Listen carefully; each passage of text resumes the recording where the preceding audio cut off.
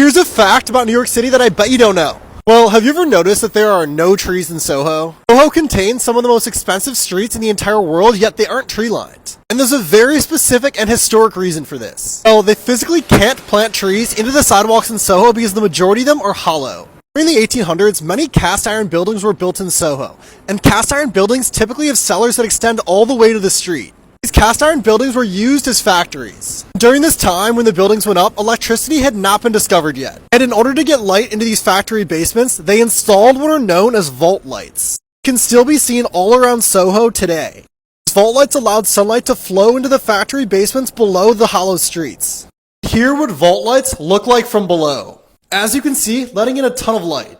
And again, hence why you can't plant any trees, because the sidewalks are hollow. But once electricity was discovered, these vault lights were no longer needed, and they were actually pretty expensive to maintain. So that's why all over Soho today, you see these metal sidewalks, because it was an inexpensive solution to cover up the decaying vault lights. No, these metal sidewalks aren't just for a chic aesthetic. They're a cost-efficient solution to a historic problem. That's why today Soho's streets remain treeless, because they are hollow AF. The only trees that you can have in Soho today have to be in these above-ground flower pots. Follow Johnny Murtaugh for more cool facts about New York City.